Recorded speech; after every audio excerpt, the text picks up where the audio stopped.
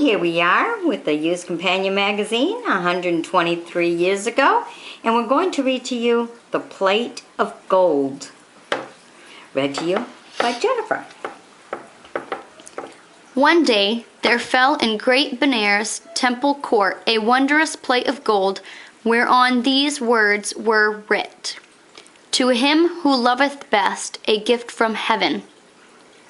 The priest made proclamation, at the midday hour, each day let those assemble who for virtue deem their right to heaven's gift the best. And we will hear the deeds of mercy done and so adjudged. The news ran swift as light, and soon from every quarter came nobles and munches, hermits, scholars, holy men, and all renowned for gracious or for splendid deeds. Meanwhile, the priests in solemn council sat, and heard what each had done to merit best of the gift of heaven. So for a year the claimants came and went. At last, after a patient weighing of the worth of all, the priest bestowed the plate of gold on one who seemed the largest lover of the race, whose whole estate within the year had parted bed among the poor. This man, all trembling with his joy, advanced to take the golden plate, when lo, at his first finger touch the golden plate, when lo, oops.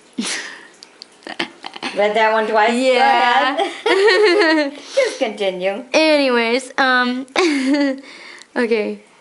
At his first finger touch, it changed to basest lead. I guess I didn't want you to know what it was going to change to. Ah.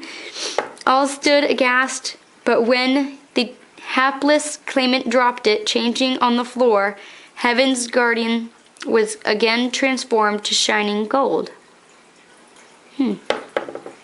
So for another 12th month sat the priest and judged.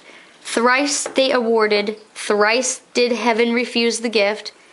Meanwhile, a host of poor maimed beggars in the street lay all about the temple gate, in hope to move that love whereby each claimant hoped to win the gift.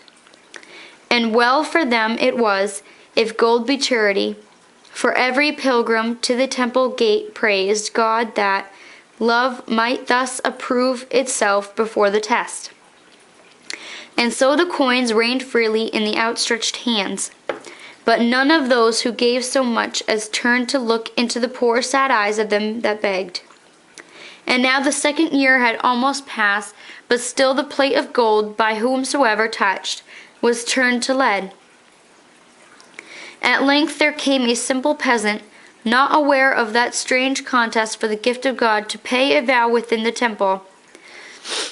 As he passed along the line of the shriveled beggars, all his soul was moved within him to sweet pity, and the tears welled up and trembled in his eyes. Now by the temple gate there lay a poor sore creature, blind and shunned by all.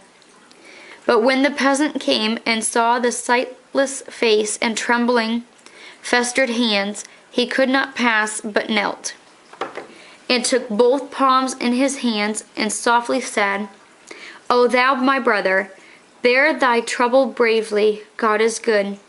Then he arose and walked straight away, crossed the court, and entered where they wrangled of their deeds of love before the priest.